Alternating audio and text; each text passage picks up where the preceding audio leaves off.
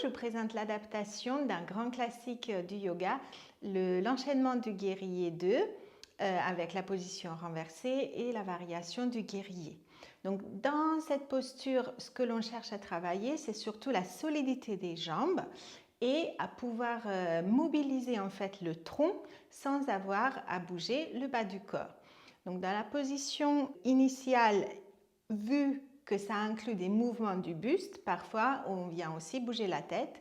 Et donc dans cette adaptation, on va faire des gestes qui permettent de maintenir la tête dans une position relativement stable.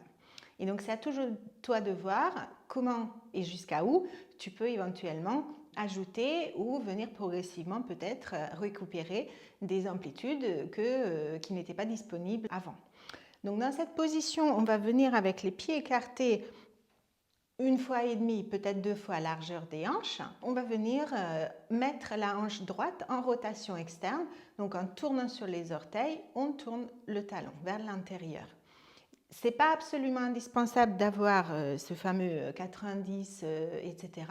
Mais tourne ta hanche de manière naturelle où tu peux maintenir en fait ton bassin dans une position qui reste vers l'avant. Si tu vois que ton bassin veut partir vers la jambe avant, c'est que c'est une rotation qui est trop grande par rapport à ce avec quoi tu es à l'aise. Donc, trouve là où tu te sens bien et où tu penses que tu peux avoir cet maintien et cette puissance dans tes jambes qui vont donc pas bouger pendant l'exercice.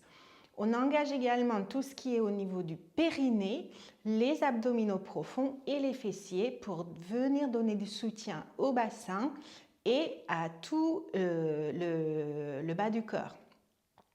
Donc dans la version classique, les bras sont sur le côté, mais tu peux commencer avec les bras sur le bassin ou une main sur le ventre et l'autre main derrière la tête. L'enchaînement consiste à venir faire des flexions latérales, donc on utilise les obliques et donc on est bien ancré par les pieds. On va venir un petit peu se pencher en grandissant du côté droit, on se penche vers la gauche et on va changer de main, donc main gauche sur le ventre, main droite dans le dos et on va venir se pencher à droite en grandissant dans le flanc gauche et on pousse la tête dans la main et la main résiste.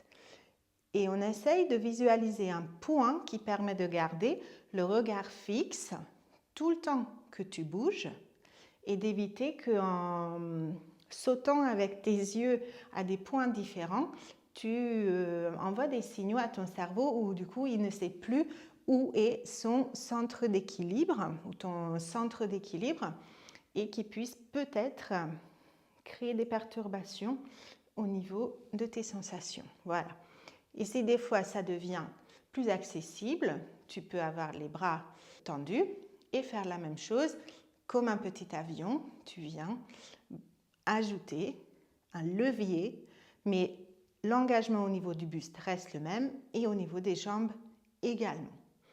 Voilà, et après tu peux répéter avec l'autre jambe. Donc à nouveau, on tourne sur le talon jusqu'à ce que ça soit confortable.